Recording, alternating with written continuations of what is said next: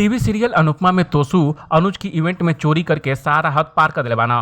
तोसू चोरी का सारा आरोप अनुपमा पर लगौले बाना, जकरे बाद अनुपमा के जेल तक का हवा खाए के पड़ जाता। लेकिन ये सारा ड्रामा में अनुज और यशदीप अनुपमा का साथ नहीं का छोड़त। बेशक वनराज के सामने तोसू का सच अइले के बाद भी वह अपने बेटे का ही साथ देता ना, लेकिन अपकमिंग एपिसोड में यशदीप अनुपमा के जेल से बाहर निकलवा दी और फिर अनुपमा और तोसू का आमना सामना हुई।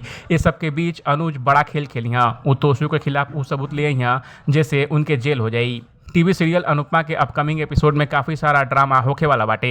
अनुपमा और तोसू का आमना सामना हुई, जिसमें अनुपमा तोसू को बैंड बजा के रख दी इस सब के बीच अनुज भी तहकीकात में लागल रहता ना।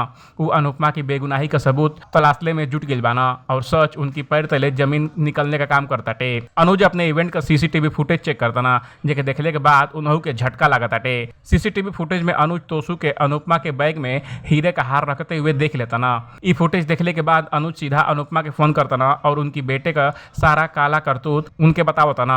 अनुपमा तोसू को सच जान के टूट जातली, उस सड़क पर रोवे लागतली। अनुपमा का एगो प्रोमो पहले ही आ चुकल है, जेमे फैंस के अनुपमा के जेल गईले और फिर अपने बेटे का सबक सिखौले का माजरा पहले ही बता दिया गया है। अब शो में देखे के मिली कि अनुपमा तोसू को सच जानने के बाद अपने बेटे के खिलाफ का कदम उठाई वो तोसू के जेल के हवाले कर दी। अब देखे के हुई कि अनुपमा का ई कदम उठौले के बाद शाह हाउस में का तूफान मची।